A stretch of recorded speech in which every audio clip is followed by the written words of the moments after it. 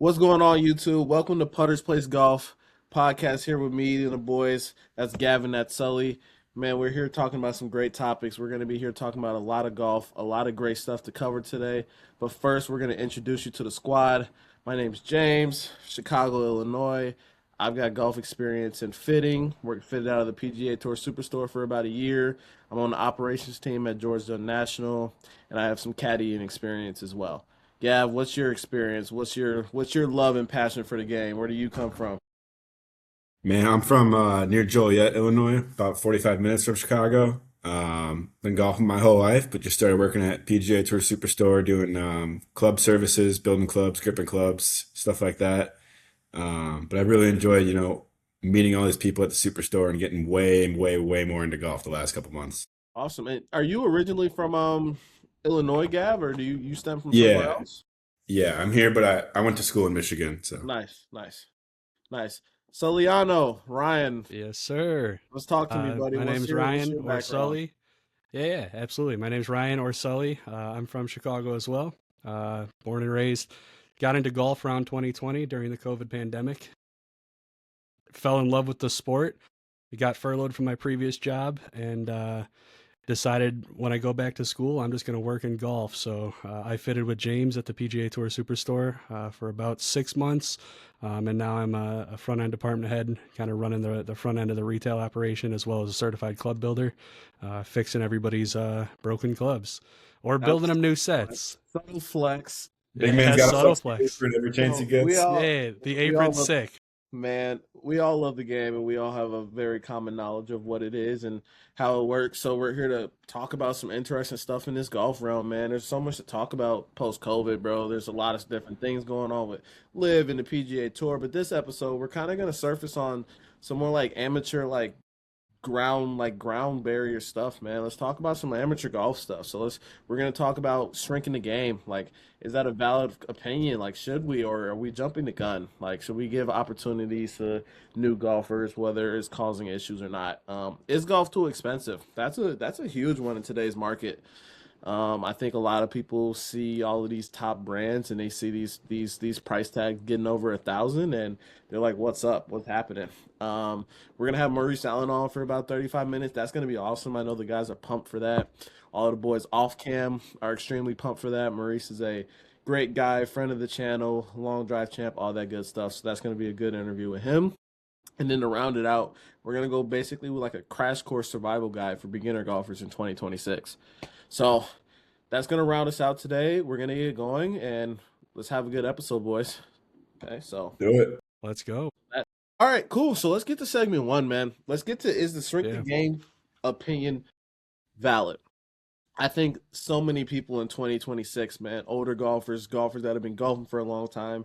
There's a lot of stuff going on with new golfers. We love the fact that new players are coming to the sport and it's bringing a lot of revenue and awareness to the game. But with it, it's bringing a lot of issues and stuff that lies and comes from with that. Like, you got guys doing donuts in the middle of the course on cart path only days. You got guys running golf carts into lakes. You got guys fighting back and forth, and I know you guys can preface it. I mean, guys come in and want to do Happy Gilmore with the newest driver on the market, and then we got to send it into RTV to get it repaired, right? So we love new golfers coming in, and we think it's awesome, but there also has to be a fine line to like what it is. And for some people, they don't want that fine line. They want to shrink the game. They want it to go back to what it was post COVID. So Sully, I mean, pre-COVID. So, Sully, tell me about like what's your opinion on that? Like, do we shrink the game? Do we give it another chance? Like, what's going on?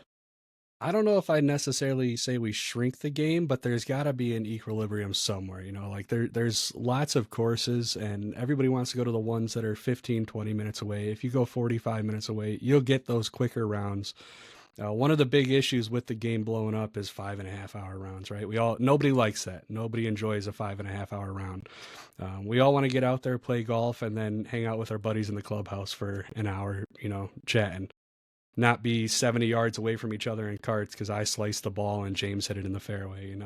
Yeah, yeah, and that 5 hour round, it doesn't just affect the people on the course, man. It affects the people working inside too. And I might be Hmm. biased. I don't care. I'm biased. Oh Yeah, well. But I mean, like, absolutely. I mean, you got guys. Sometimes it's uncontrollable. Like we've got starters out there. We've got rangers out. But I mean, lots of people just don't care, right? And they're out Yeah. there for one thing, they want to play golf, and the rules sometimes doesn't always apply. So like you could tell people like to stay with pace and to keep going and whatever you want, but at the end of the day, they're gonna do what they want to do. So that falls back on the course a lot of times with Google reviews and everything else. Like it's not always the course's fault that it's 5.5. Like not everybody's 7 to 8 minute tee time intervals. Like even with 10, Right. Dunn gets up to 5.5, 5 hours sometimes on the weekends. Hmm. Gav, give your opinion, man. Like what do you think about the strict game movement? Man, I think it's great that the game is growing and we're getting more people into golf because at the end of the day, it gives you, more chances to meet friends, more chances to meet new people. Game can take you in so many different directions, but at what cost, right? There has to be a fine line like you were talking about. Um, the biggest thing for me with the game being massive now and, a lot of golfers coming in that have, just started in the last year or two and they're playing every single weekend or trying to find time to play 9 holes after work. Uh, just keeping the course nice. Like my dad growing up was always, always, always a stickler about walking up to the green and he's got 15 ball divot marks that he's got to repair on his way to his ball. And I will never, ever, ever forget him walking up and about 3 years ago and him just going, dude, this is insane. What is going on here? And that's where it kind of opened my eyes where I'm like, yeah, we never used to see this. Man, it's the little things like that, you see, where it's like huge divot on a tee box that's a par five. Everybody should be driving. And you got guys out here taking Happy Gilmore swings to the driver, still finding a way to take a divot. Like you said, we got 5.5 hour rounds on Saturday mornings when you tee off at 8:30. A bit There's much. a fine line A where bit much, and it's the no, simple stuff for sure. It's the simple stuff for exactly. sure. Like it's Yep. it's the divots, man. It's filling the divots in the fairway, all that good stuff. And like, I Happy Gilmore is fine, man. Like there's a time and a place for it. Like a couple of us in this room right here have attempted it. Like it's fine, but I think that there's a certain realm of golf etiquette, right? Like that's such an old layman's term, but it holds so much value in our community. I don't think like I don't think something like that holds as much value in any other sport than it does golf, right? Like that's our holy grail. Like you've got golf etiquette, right? And I think that's so important, but I also would agree with certain people like to a certain degree golf etiquette could be outdated. Like there could be Yeah. certain things that could change about it, but we just have to I don't think we can dismiss the new golfers, right? Like we've got over 7 million new golfers in that age range of 18 to 34 just in the past year. And I know that's bringing money to me. That's on the operations green grass side. That's bringing money to you guys on the retail side.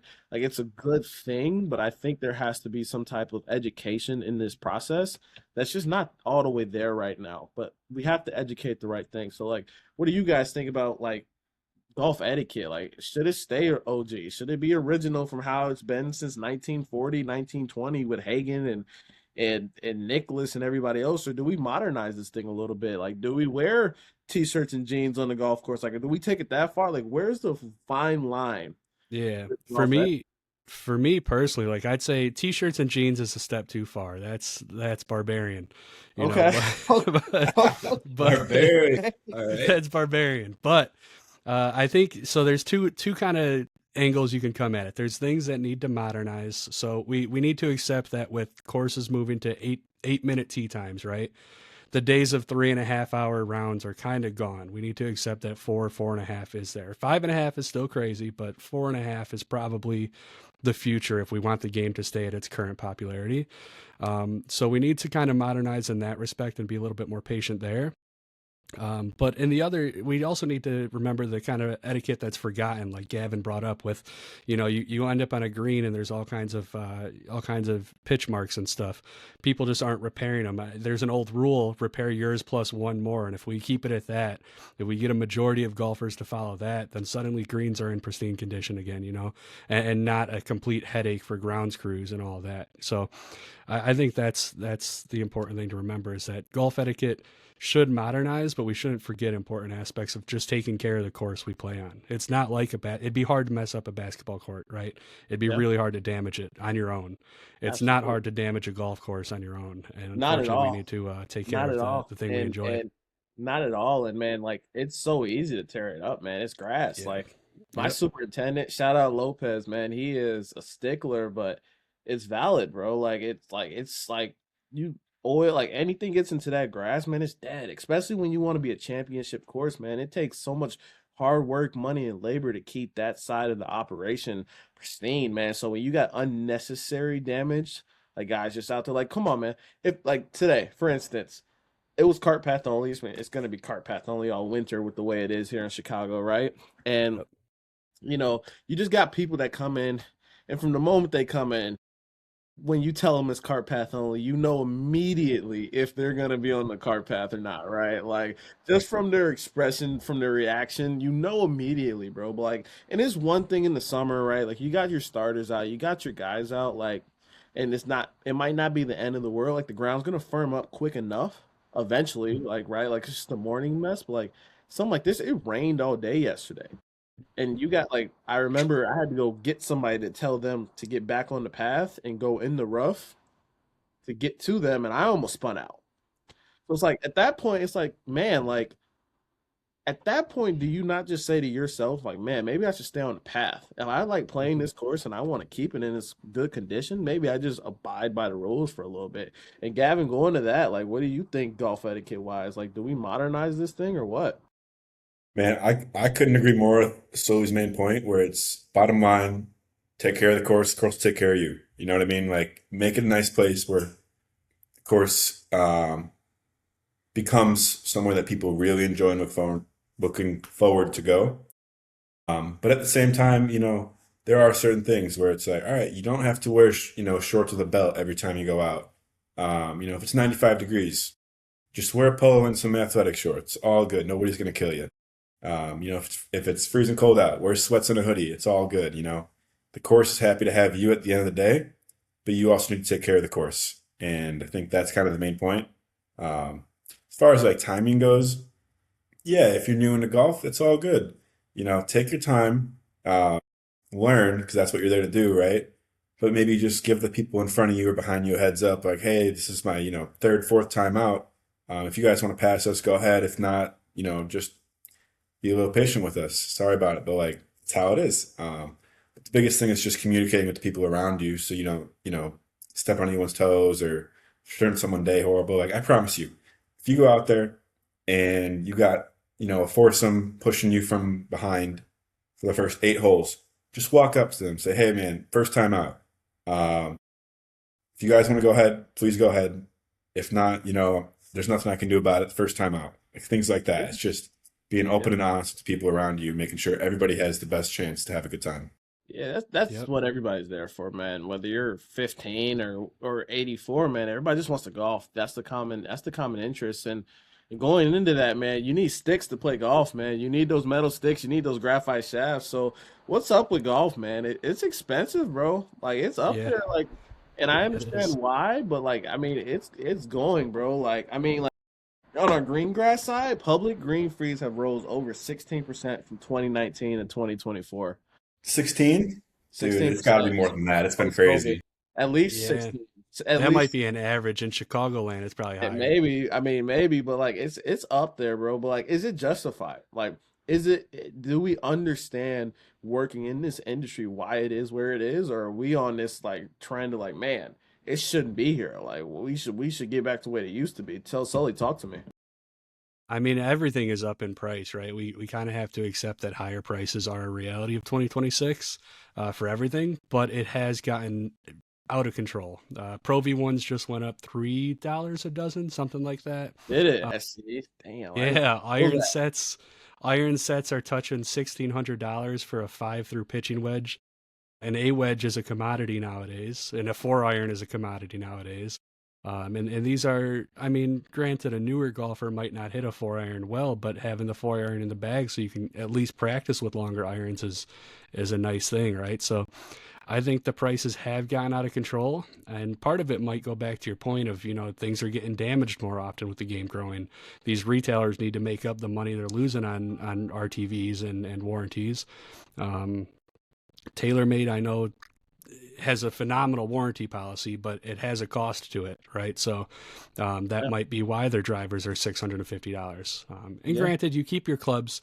I think most golfers probably keep their clubs 5+ years. So it's really, the clubs are not the expensive part. I think green fees and all that rising are part of it, but they're just keeping up with demand, man. They have a much bigger workload at courses now that the game has grown, even from the time I've started playing, you know? So, Yeah.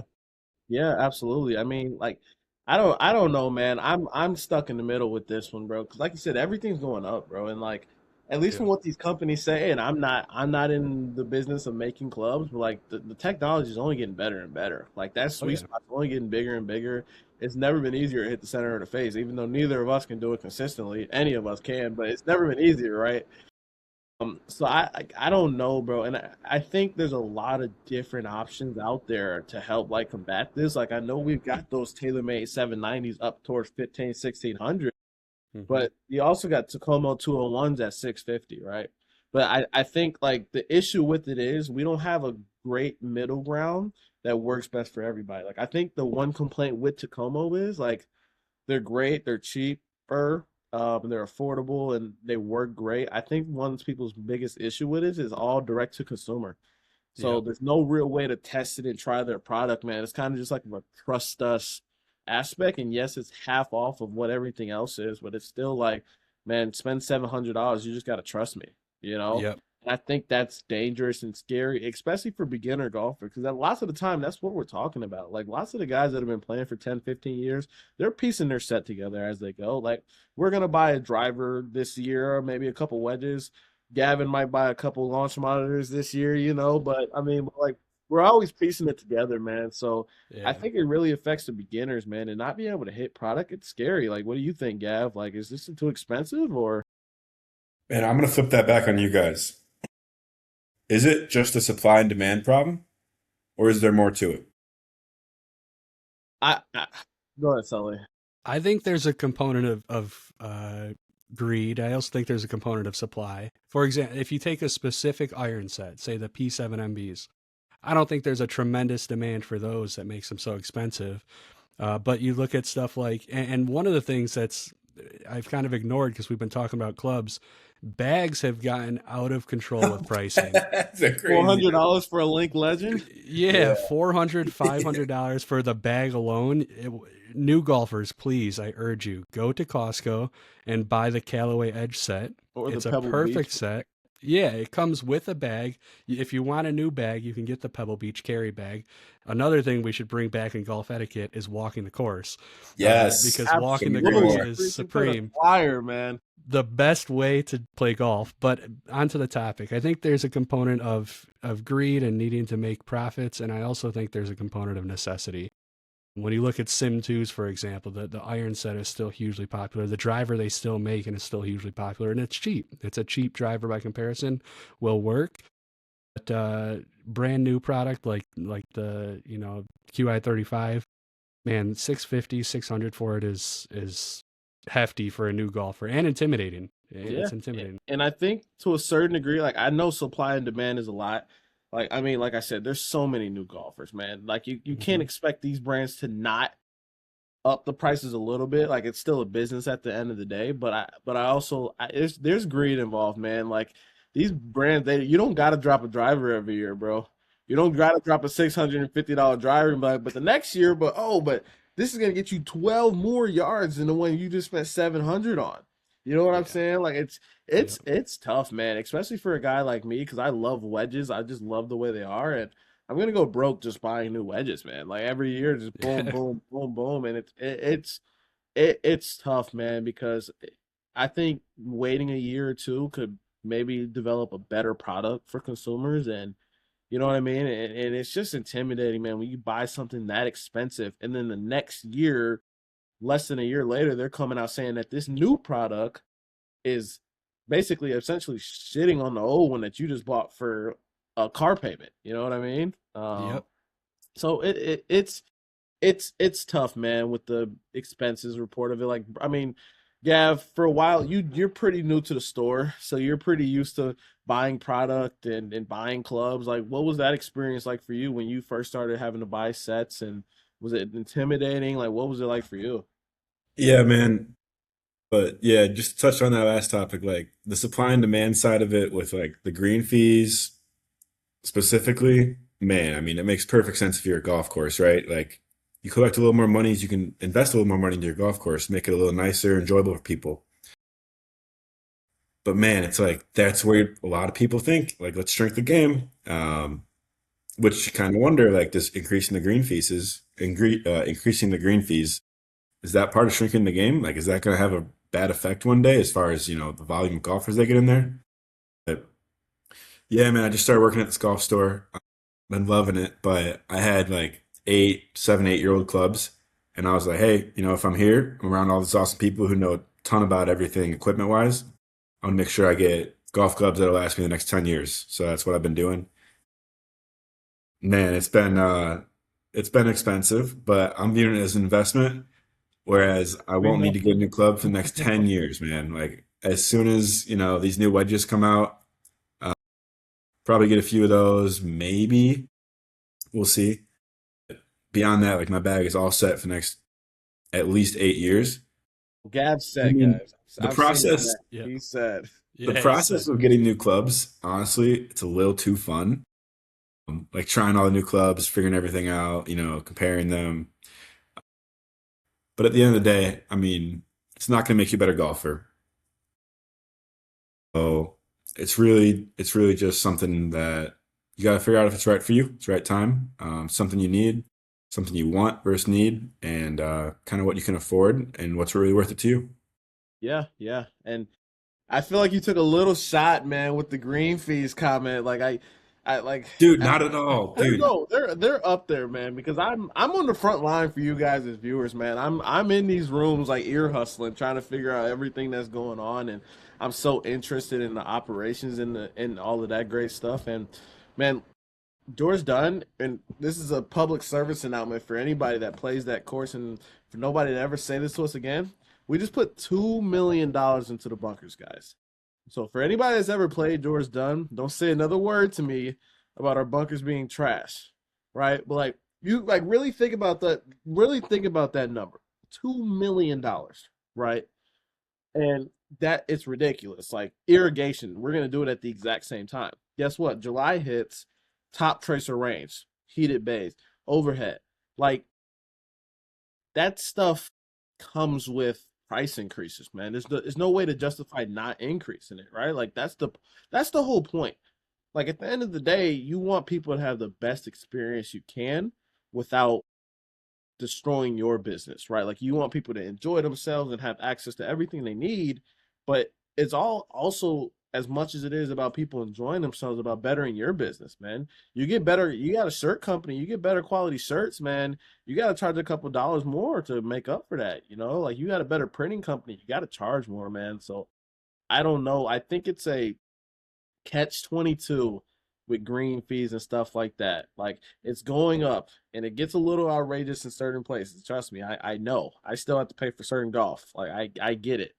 But at the same time, would you rather it stay in the course condition it is and not improve just so you can play it at that rate you used to playing at, right? Thank you guys. Welcome back to the pod. We have a very special guest on right now. My guy, a friend of the channel, Maurice Allen, nine-time World Long Drive finalist, World Long Drive champion winner back in 2018 at the Volvic Classic. He's won overseas. He set the Guinness Book World Record for fastest swing speed ever back in 2012. Fastest club speed ever. This guy's a stud, and he's the first and only guy to hit it over Niagara Falls. So please welcome my friend Maurice Allen to the chat. It's good to have you, brother. Good to see you, man. I appreciate you guys having me on. Thanks. Yeah, absolutely. That's Absolutely. Sully on the right. That's my brother, and that's Gavin, man. We all kind of met at PGA, working, fitting, all that good stuff. So we're all golf savants. But I'll kind of get into how me and Maurice met, man, because I mean, he made me eat one when we first met, man. He came out to a Troon event. Shout out to our Troon and Indigo partners, man. He came out for a Conservative Cup tournament out at Georgia National this last summer, we kind of brought him in for like a ceremonial tee shot situation, and he was going to play a hole with kind of like the people participating. And me and my regional manager Josh, man, we think we hit the ball far, right? So obviously we're sitting there like, man, this guy, he can't be all of that, right? Like we got to be able to do something with him. um So we kind of got through all of the announcements and all that great stuff, and Maurice is sitting down there chilling, and he's just hooded up. He's cool, calm, and collected, man. And I'm like, man, this dude, this is hole one that Jor's done. He'd be lucky to get it in play. Like, good luck. But win in the face, 200 people in front of him, man, and he just pipes it 350 right down the gut in a place I wouldn't even think about hitting it. So I'm like, man, this dude's legit, man. I got nothing for him. So to reel that into you, Maurice, man, like I know that's probably not the most pressure you've ever felt, but like in those pressurous situations where you got a lot of people watching and an important tee shot, man, what's going through your brain and your body to help you pull off quality shots, man? Slow down time. That's it. Slow down. Slow down time. I mean, I think the problem is, I hear it now. People talk about breathing techniques and whatever the case may be. I don't really get into the. I'm old school, right? So before people start having sports psychologists and all this other stuff, like you figured it out, right? You figured out what worked well for you, and you know, the biggest thing, whether it be sports or life, you have to find a way to embrace the pressure, right? Some people crumble and some people thrive. And I think the people who thrive just find a way to embrace it, right? They either chop it up with the crowd or anything like that. And I think when people go in there and they turn into a hermit, you'll just find yourself in a really, really bad position. And it just makes everything so much harder than it needs to be. Yeah.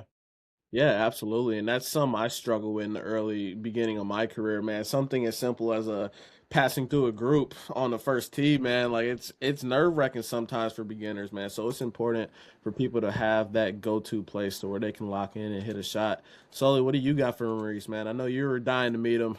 I am. I'm very excited. Thank you for coming on. It's a pleasure to meet you. My first question is what this one's kind of interesting to me because I kind of would like to get more distance off the tee box, right? So what's the difference in the golf swing for long drives compared to like the PGA Tour?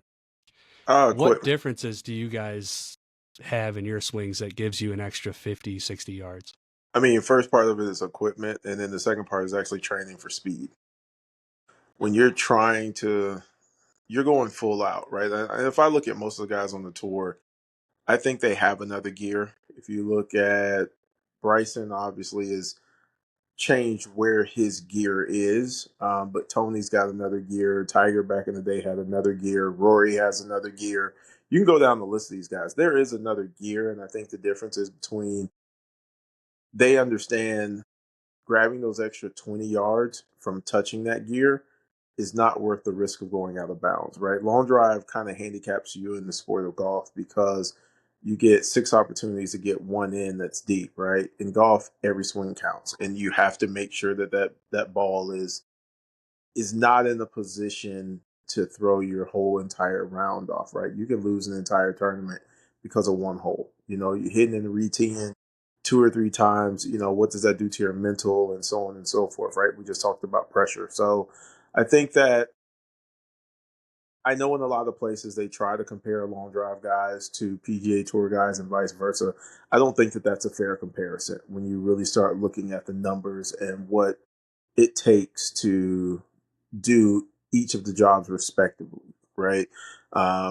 They're going from hitting a putt, right? They're rolling a putt to going to hitting up on a driver to hitting down on an iron to either putting or trying to get up and down with touch and hands and all this other stuff, versus, and not to simplify long drive, but in long drive you're going out there, you're swinging as hard and as fast as you can, trying to make sure your swing plane is correct, not, and keep the ball on the planet, making sure you're flighting the ball properly. So each of them are their own majestic viewpoint, but I think people try to cross reference them so much that they just don't understand the beauty in each one individually. Yeah. Yeah, Yeah, absolutely. and going through that difference, man, like your stick, like people think long drive guys just hit it far, man. Like Maurice, he was doing a lot of different cool different things, man. So I like mean, every that takes time, right? So a lot of guys don't play golf. I play golf, right? There are a few guys like Justin Moose was one stroke from going to the U.S. Open, right? So there are guys out there in long drive. You look at Jamie yeah, Sadlowski, he was on the nationwide or whatever it was called at the time. He played quite a bit. There's a guy right now, Jacob Galladay. Jacob Galladay was a actual top amateur player before he switched over to long drive, and actually kept his amateur status for a very long time. So I mean, you know, when you get to a certain part of athletics, people can do what they want to do, right? And if you choose to make the decision to say, okay, I'm going to focus on just hitting the ball far and I don't care where it goes on anything else, well, that's cool. If you want to say, hey, I want to hit the ball far and I want to do other things, that's also cool. I think it's just a personal decision. Yeah, Hmm. yeah, absolutely. Yeah. And pushing it over to Gavin, someone that's always working on his game. Gav, what do you got to say to Maurice, man? Hey man, it's nice to meet you. How you doing? Not too bad. Nice to meet you as well, sir. So, just going through your Wikipedia, learning about you and everything, aside from what James told me, it says you walked on the football team at USF as a wide receiver. Yeah, that happened. Yeah, I've done a lot of things that most people would not do, but yeah, I did. Dude, how was that? Like, what was life like being a student athlete? And how did you like your time out at that Um, campus? You know, South Florida was a really, really dope place. It's not where I wanted to go, if I'm being 100% honest with you. My original thought was I wanted to go to the University of Hawaii and play volleyball. That was my major sport in high school. I was a volleyball guy, but when I started looking at the recruiting and stuff, I realized that, just out of pure ignorance, men's volleyball is played in the spring. And I was never going to play volleyball in the spring because I was a highly recruited track and field athlete. And so if I had to choose between track and volleyball, I knew I wanted to go to the Olympics. I knew that I had a better road in track and field. And I don't know too many people that were professional volleyball players outside the beach, right? Beaches just wasn't a game that I wanted to play. And so um, ended up going to USF on the track side. While I was there, they were like, hey, you want to play football? I was like, I don't really play football. And then it just turned into, you're fast as all get out, go out here and try this. And then broke my leg. And that was kind of the end of that at that particular place. But I picked football up again later. And it was a cool experience. Nice, Okay. nice, What was nice. your event in track and field? Depends on in which era of my life we're speaking about. When I was younger, high school and stuff, I was national champion in the decathlon. So I was a decathlete. Then when I got to college, everything changed. I gained 50 pounds my freshman year and turned myself into a power sprinter. So I was a 100, 260-meter guy. That's awesome, Nice, man. nice, Nice. nice, man. And talking about being a multi-sport athlete, athlete in general, man, those schedules are tough. So for you being a long drive guy and competing all across the globe, what was that travel schedule like, man? You're doing all these events and all these tournaments. Is it gruesome or is it something that you enjoy going state to state? I mean, it's a part of the job, right? I mean, there's pluses and minuses to everything. It's no different than what we were talking about before, right? You have to just find a way to embrace it. The pressure, you can complain about something. Is that really going to fix it? Absolutely not, right? Are you going to perform well when you're complaining? Probably not. So just accept it for what it is. Understand that you're doing something that, at least in my case, I was doing something that many people would have loved to be able to do. I was doing something that I never imagined I'd be able to do. And I had a lot of opportunities to see the world, and it was cool. I didn't really try to focus on the negatives too much. There were plenty of times when, I think I was home 2 days total. If I looked at hours, I was home 48 hours or 36 or 72 hours in an entire month. And a lot of times I was coming home, changing a bag and leaving out that night and coming back and doing the same things over and over again. Um, and then you just learn the schedule. I think being a touring professional, which very few people truly understand what that means, because it's not an opportunity given to a lot of people. Figuring out your sleep, figuring out your travel, figuring out, even something as simple as what seat on the plane do you want to sit on so that you can be comfortable to make sure that when you get to your stop, your body's not all wrecked out. How do you get your body ready to perform? What times of travel are best for you? Dealing with worrying about delays and figuring that part out, not cutting it so close to competition. Are you able to acclimate yourself to the different environments. I mean, it goes through a whole bunch of stuff. It really Yeah, does. yeah, that's awesome, man. And Sully, you got anything else to add to him or ask Maurice, man? Yeah, to bring it back to like the Niagara Falls, the drive over Niagara. How did that idea come up? I know you worked with Scratch and it was Is It Drivable, but did you guys watch like the X Games and think I'm bringing that to golf? What was the inspiration for that particular feat? Wasn't my thing, man. That was something that they came up with, and I think that because John Daly had tried it before, and honestly, before they brought it to me, I didn't even know John Daly had tried it, so it wasn't Yeah, I something had I no was idea. aware of. It wasn't, hey, I want to go do this. It wasn't an ego push. They brought it up, I guess, as just another thing of is it drivable as a part of that campaign with Avis, and it worked out pretty well for me, so it was all good. Yeah, Yeah, it's really cool, man. It's kind of reminiscent of like Tony Hawk's first 900, but the golf version, you know? Like it's Yeah. really, really neat. So it was cool to see. yeah, yeah, that's awesome. Gav, what you got for him? Man, real quick, out of that whole Niagara Falls trip, what's the one thing you remember the most or enjoyed the most outside of the golf shot?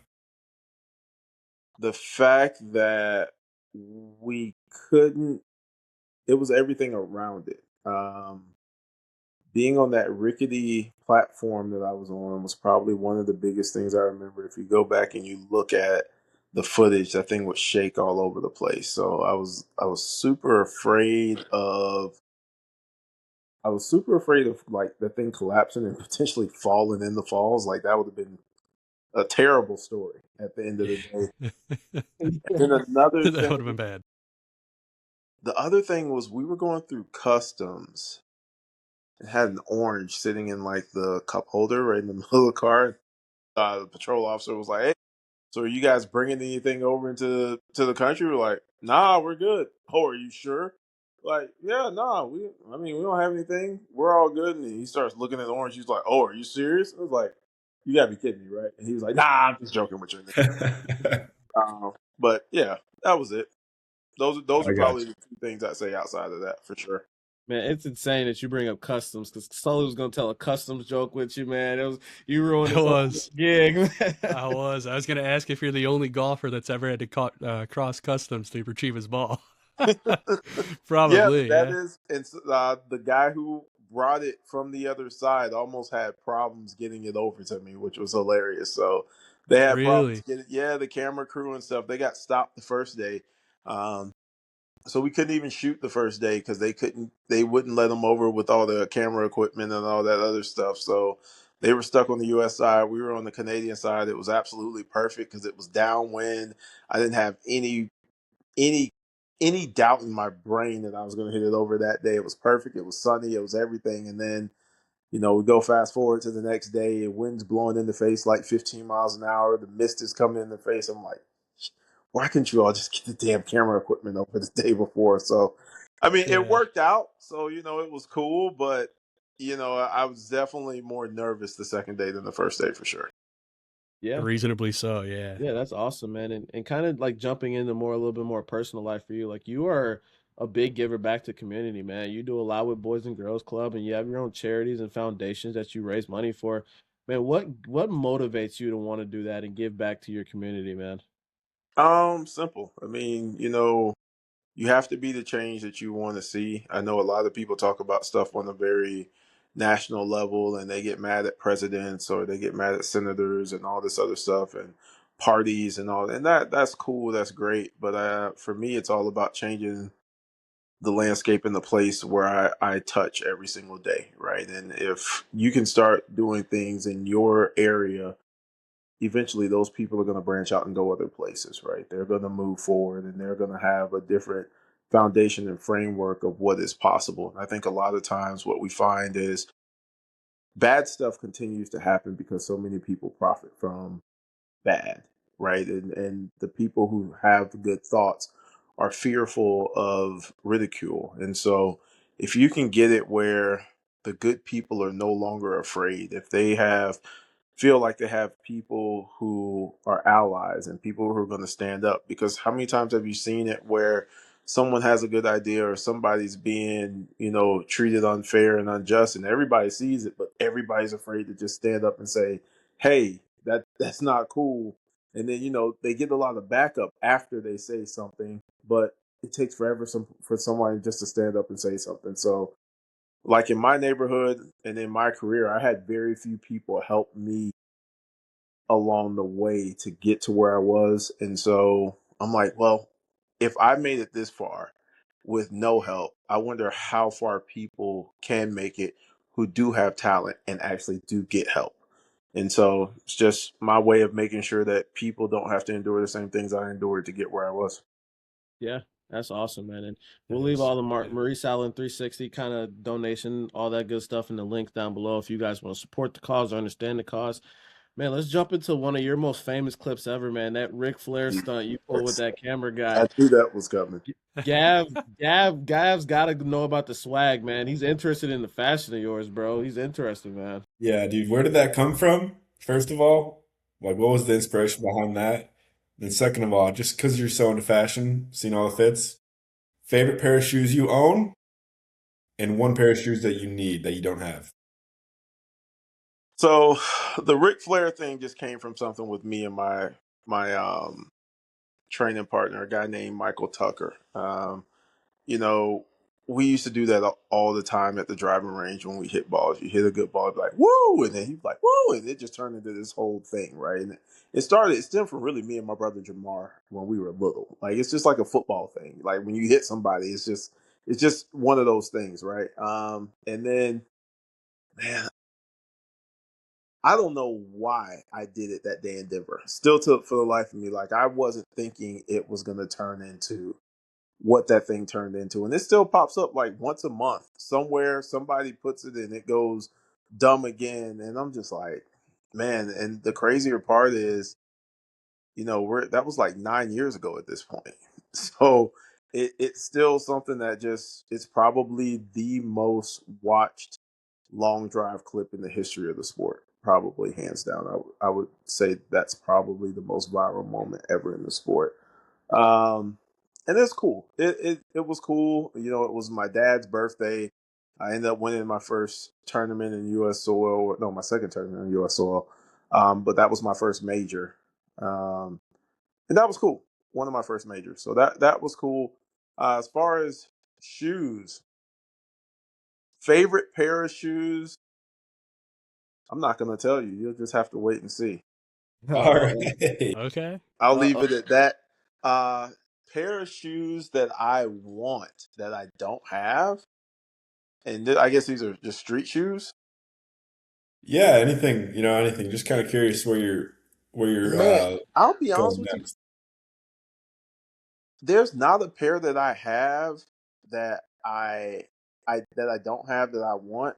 And if they were, it'd probably be something else like super customed out where I took a regular shoe, whether it be like an Adidas Samba or a Jordan 1, and just had it redone, but like in snakeskin or crocodile or something like that. I mean, that's how I do it. It'd be like a recon of like a really dope shoe, just in a different material. For sure, dude. Man, I like it.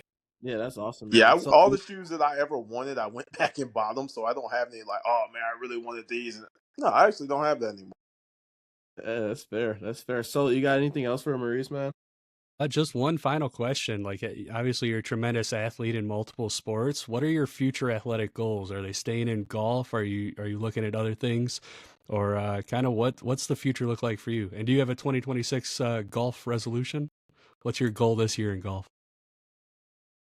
My goal in golf every year is the same thing: just get better, right? Just see how low I can go. If I could set a new personal low in the tournament, that would be dope. Um, that'd be cool. And athletic goals, I'm probably only going to compete 2 more years. So my goal over the next 2 years definitely is to go to Africa and win, and then that would put me winning on 6 of the 7 continents on the world. Antarctica would be the only one that I would not have won on, so I'd be okay That's with not going there. to win. So yeah, that's That's probably incredible. that's That's a the last flex. goal I have left. Honestly, I mean, I don't have anything left. I mean, world championships, I've got 4 of them. I'll probably go until I get to the senior division, which is technically in one league. It's this year, and then another league. It's next year is 27, and then if I win those 2 world championships in each one of those respective leagues, that'll put me at 6 world titles. Um, in my career, I'll be well over 60 wins at that point. Um, I would have, and winning on the continent of Africa, I could legitimately say there is nothing else left to do. I mean, not being funny or being arrogant, but it's like I'm just kind of polishing up the finishing touches on the Hall of Fame career at this point. I mean, I don't have anything else I want to do. There's a lot of young guys out there with great firepower. They're swinging, they're fast, they're all these things. You know, they're doing all the things that I did, just in a different way. I mean, when I broke the swing speed record, I was 162, but I did it with a 4X shaft, right? Now guys are out there almost swinging 170, but they're with senior flex shafts. You know, when I was ball Yeah. speed, I was over 225. I was like 229, but that was with a 4X shaft, right? Now they're going 230, 240, and there's all these different things. And it's cool. Love to see the new generation come in, and hopefully the sport grows and it turns into something. You know, if you look at it, there's not a single thing that you see in today's world of long drive that doesn't have my name on it. Hmm. Impossible. You know, even if you look at, you know, everybody talks about Kyle Berkshire, but that whole rock thing that Kyle Berkshire does with his swing, he got that from me. You know, you look at the guys with the dress and the swag, they got that from me. You look at the guys yelling at the ball, well, they got that. I mean, so you're just going to continue to go down the line of things that I was the first person to do it. And now, you know, just to see those things go on, whether I get credit for it or not, I really don't care. The sport did me a lot of amazing things, afforded me a lot of great things in my life to see and to help a lot of people. So, you know, doesn't owe me anything at all. Yeah, yeah, absolutely. That's incredible. And to kind of wrap up the conversation, man, I know about a lot of the cool stuff you're getting ready to do, and just let the people know, man. I know we got that January 13th event coming up. Anybody in that Chicagoland area, please show up to Chicago State for my guy. All the info will be in the description down below. I'll be there. Sully Gav will be there, support my brother. Yep. But anything else outside of that, man, that's really cool that you want to make people aware of coming up in your life. I've got some stuff that's coming up. Some stuff, unfortunately, I can't talk about. But Okay. there'll Okay. be some more historical things that I'm doing yet again to be the first of many firsts that I have in my career. And I'm looking forward to it coming up here in probably 3 weeks, give or take. So if you can take the hints, then that gives you a little taste into it. But it'll be all over your socials and stuff in about 3 weeks. So it'll be a good thing. I'm looking forward to it. That's awesome, man. Well, we appreciate you here at this Putter Podcast, man. Appreciate everything you've done. You're an icon, brother. Appreciate you for your time. First guest on the pod. That's going to be a hard guy to beat, but we're going Yeah. to do our That's best. gonna be easy. It'll be Hard Nah. guy easy, to man. You'll beat, get bro. more interesting people than me, man. But I do appreciate you guys for having me on. I really do. Yeah. Yeah, Thank we you. really appreciate you coming on. Thank you. It was Yeah. a pleasure Yeah. talking to you, and I look forward to meeting you on January 13th.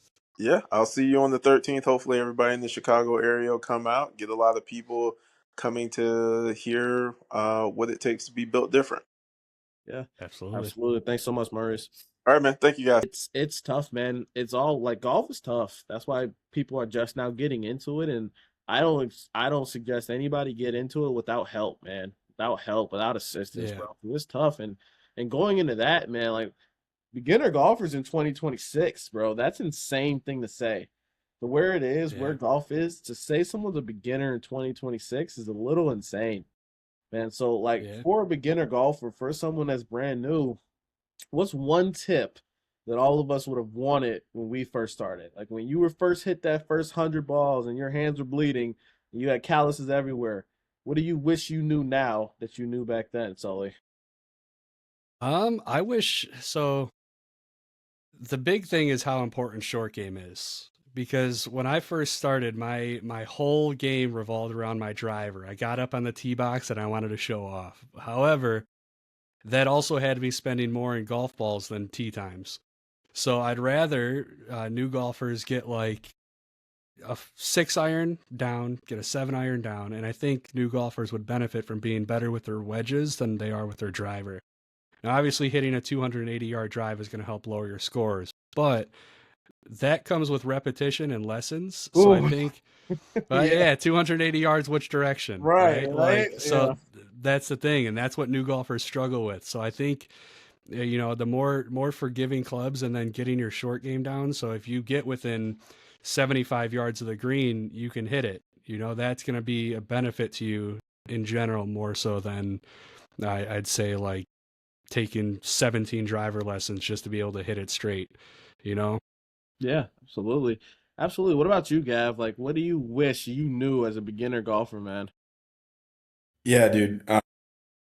I think the biggest thing that, I wish I had more growing up, like I was very lucky. I lived right by a course that had a youth league. They closed the whole course down on Tuesdays all summer long. And it was like 100 to join and then $10 every round. Mom drops you off at 8 a.m., picks you up at 5 p.m. You go play as many holes as you want with your friends, and it's all, under 13, under 14. But man, like if I could go back to when I was playing those, I would have used those days probably exactly how I used them, just having a good time with my friends, not caring how I played. Um, But there has to come a point where if you want to be good and you want to have more fun, you got to practice. You got to put the time in.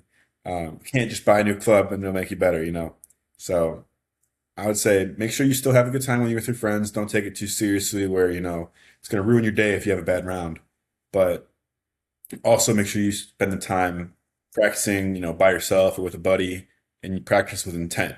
Pick one thing for 2 weeks that you really want to work on that you can see measurable growth in. Whether that's, hitting a 40-yard chip shot and actually having that 40 yards down pat, or, keeping your driver not dead straight, but just in the fairway, something that's actually manageable, a goal that you can actually achieve. Put, 2 weeks, a couple times a weekend. I would say that's the best place to start practicing for beginner golfers. It's just manageable goals, one by one. Yeah, yeah, absolutely, man. And for me, I thought a lot about this. I think if I could go back, and I'm the newest out of us, like it's been almost 3 years for me now, not even. But I think if I could go back, man, I would just want to tell myself to trust the process. Like getting into golf, man, it's so frustrating. No matter where you are in your game, man. Like the moment you feel like you're getting it, the golf gods humble you and say, "Not today." Yep. Not yet, right? Like you strike those first five, man, at the range, and you're like, oh, I'm about to shoot the course record. And then you get out the hole one and you dribble it 5 yards. And I think that scenario, man, is a real like mental battle for golfers, bro. Cause like to me, that's what it is sometimes, man. You gotta get over your mental. And I think it would have been easier for me because I was really hard on myself when I started playing, and I would get better and better and better. But when I would hit those plateaus, when I would hit those mountains, I didn't respond the best always. I would get frustrated, I would get angry, I wouldn't understand why, and I would start going in like panic mode at times and overcompensate and overchange what I was doing that was working.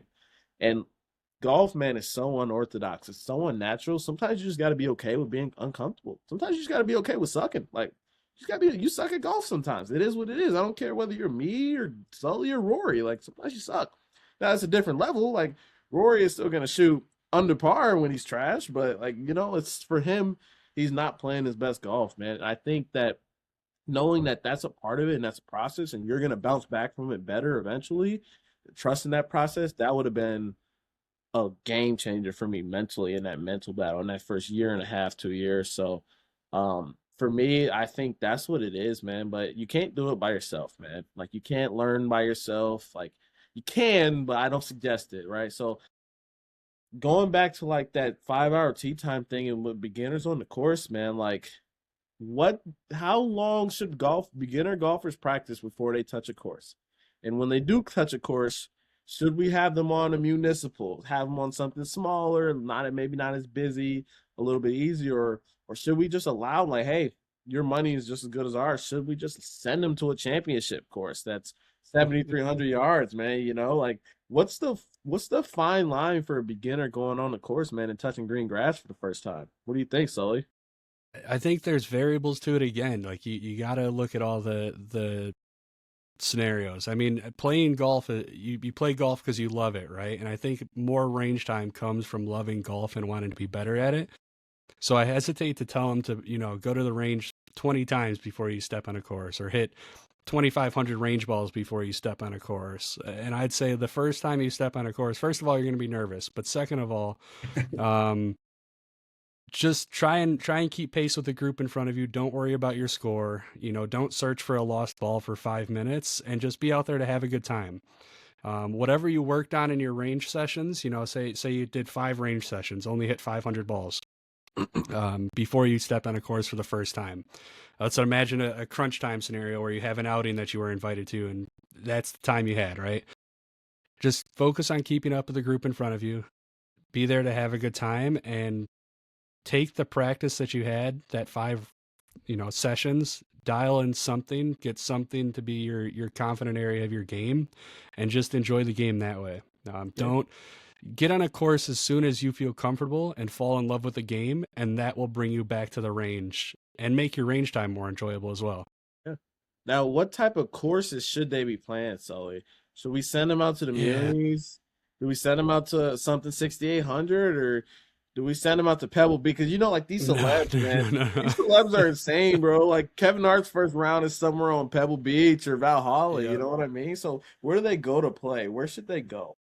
Find a 9-hole course, a little par 3 course, something without a bunch of sand. Because even if you hit up George Dunn, right? George Dunn has a lot of sand, a lot of unforgiving sand. If you hit up Ravislow, dude, the bunkers are taller than me, So some of them are taller than Shaq, dude. Like they're bit deep. They're deep. So don't send them there. If you're gonna play an 18-hole course, make sure it's like 5,800 yards, 5,700 yards, something that's a little shorter. Yeah, yeah, absolutely. Gav, what's your take on this, man?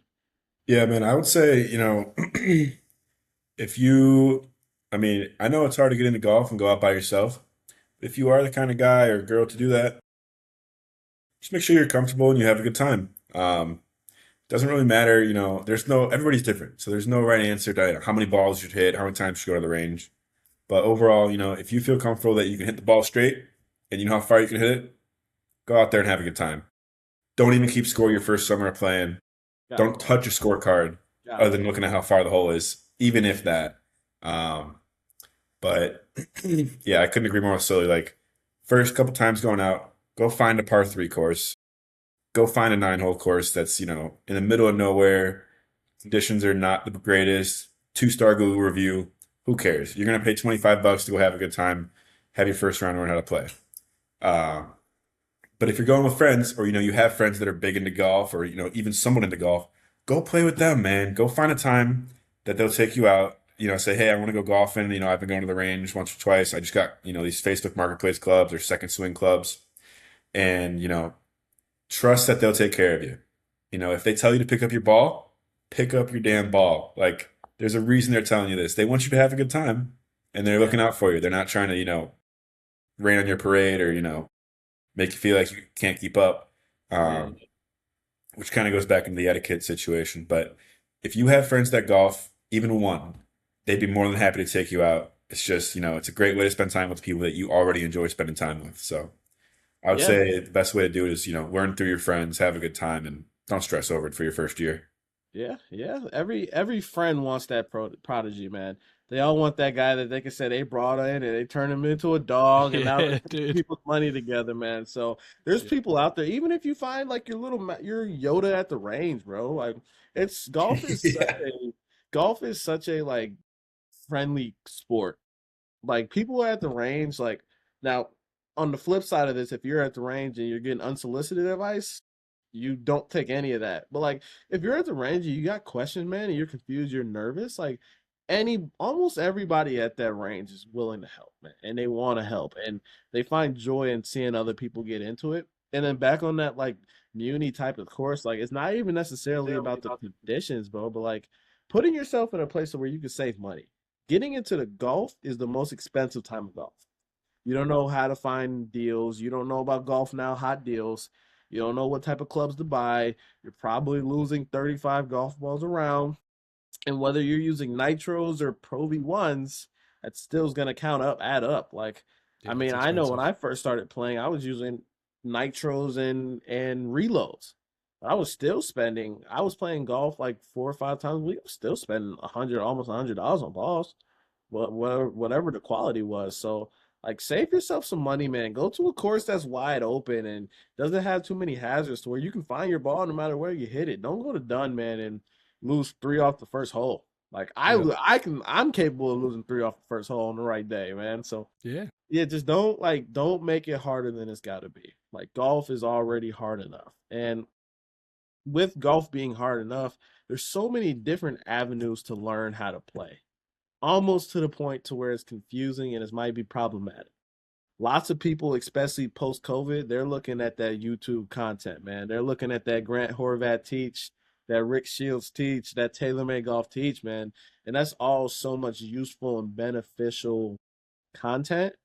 But in the wrong person's hand, it could be used incorrectly and hurt more than it can help.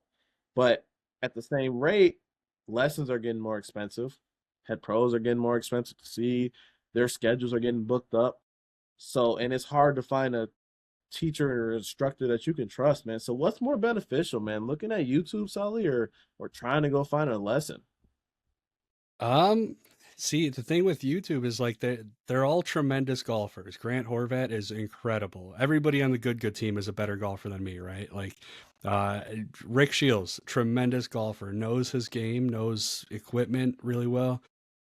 The thing is, a new golfer that's watching it can understand what they're saying, understand what they're doing, but they go to the range and they try and implement it, and suddenly they're not understanding three other parts of their swing that are conflicting with the advice they're trying to follow, right? So you really need to, if you are going to learn from YouTube, which I think could be a valuable resource, absolutely, especially for new golfers when you're just working on something like grip, or you're just trying to understand hitting down on the ball, things like that. The bare fundamentals of the golf swing.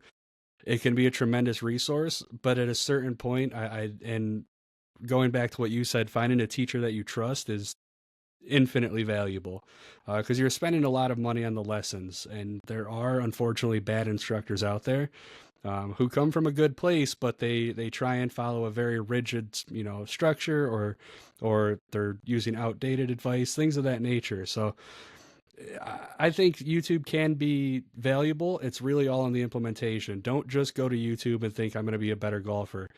Go to a golf shop, buy some alignment sticks, buy some, learn the fundamentals of the golf swing and work on those. Because if you know the fundamentals, then the physics of the golf swing are not that hard to understand. You can get an alignment stick and work on that yourself without spending 3.5 hours at watching YouTube videos and then 45 minutes at the range, right? So educate yourself on the golf swing as well as those videos. I know they're entertaining, and I know that the people teaching them are tremendous, coming from a good place, but ultimately repetition, spending that 3.5 hours at the range and 30 minutes watching those YouTube videos, and then the 20 minutes it takes to buy the training aids is going to treat you much better than just watching YouTube videos. And then an instructor is going to have all of that for you, and you're paying good money for a good instructor. So that is probably the best route, but not economically feasible for a lot of golfers, especially in the current atmosphere of golf.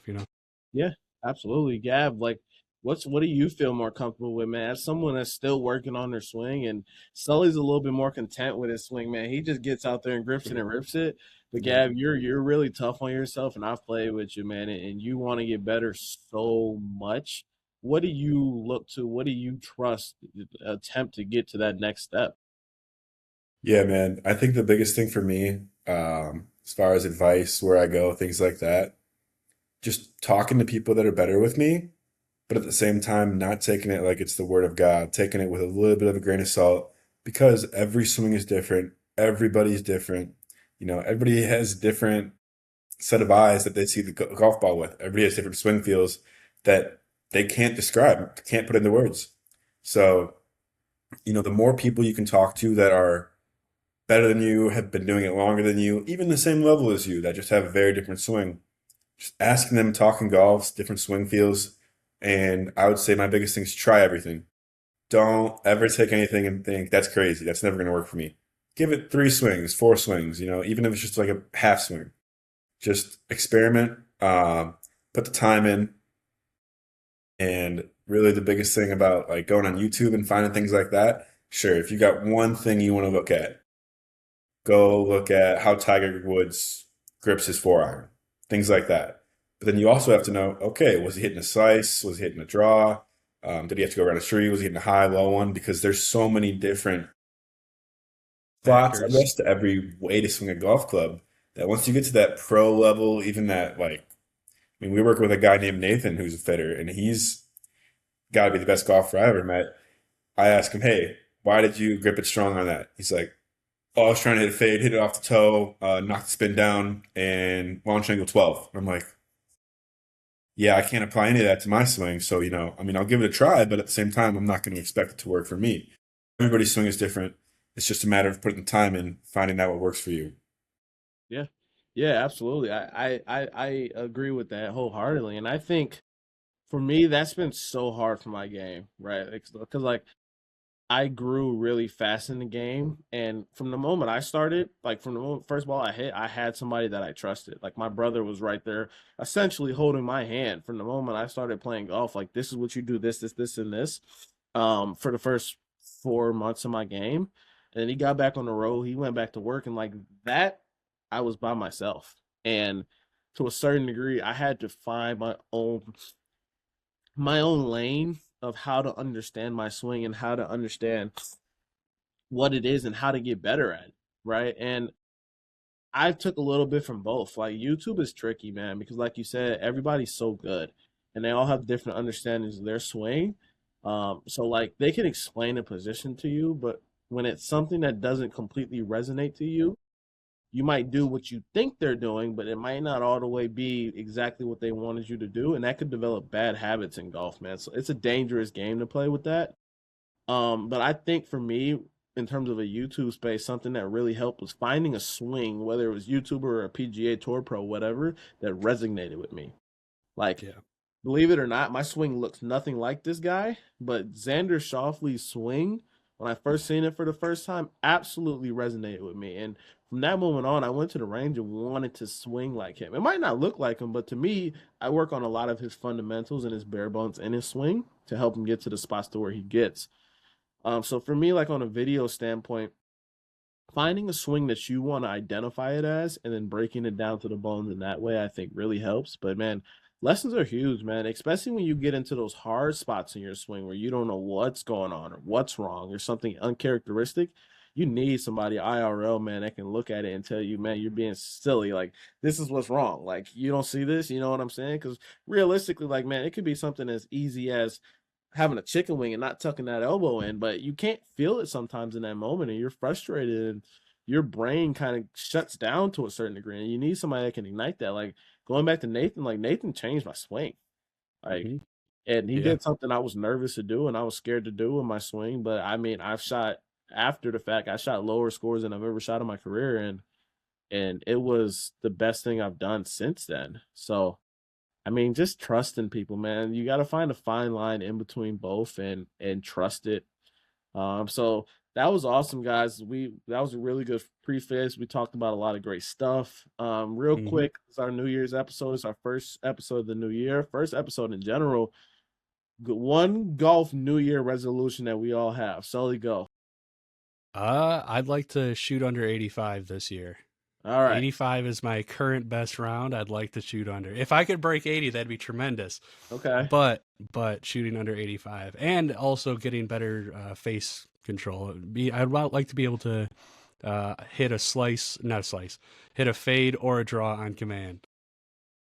Not the snap hooks, not the Not 30 the yard, snap hooks, not the snap hooks. not the See, power I'm draws. not the power draws. Nope, nope. That's fair. That's good. Yeah, that's good. Okay, Gav, what's a golf resolution for you, man? Man, I shot my best ever 81 4 times last year. Couldn't break 80.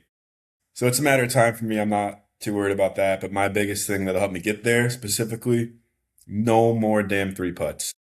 I'm going to be happy with one three putt every 18 holes.